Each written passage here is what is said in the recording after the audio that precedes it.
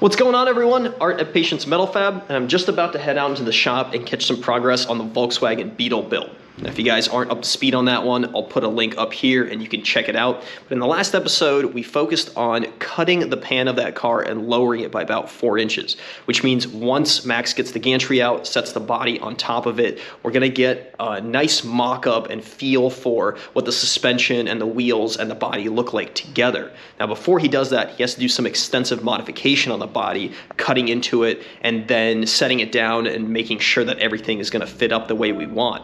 And after those two are together, we're gonna be able to start planning out the cage work for that car, which is gonna be really exciting because not only is it gonna be a safety element, but it's gonna be part of the structure of the car, kind of tying everything in together. So I'm curious to see what Gary and Max have brewed up for that design. I think we should get out there, see how far they've gotten, and we'll take it from there. Don't fake trust. Let you don't fake trust. Don't fake trust. Let you don't fake trust.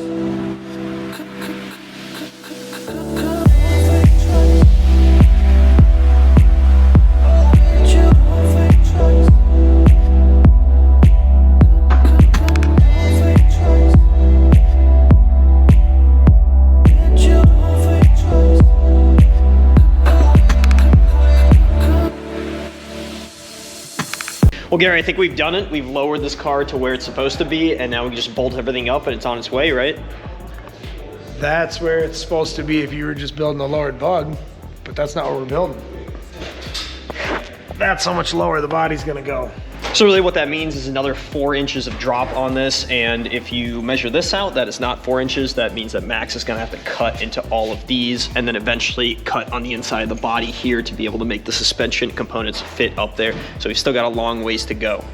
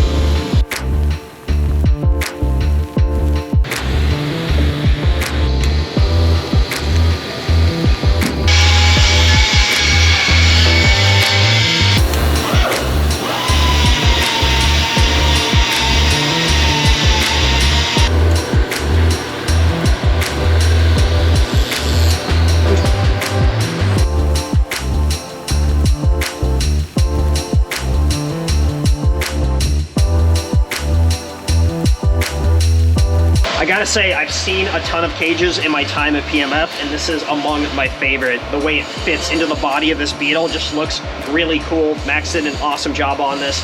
Really, all that's left to do is we have to lift the body off of the pan. That way he can get to the top side and finish out some of the welds up here, and then we've got a complete cage.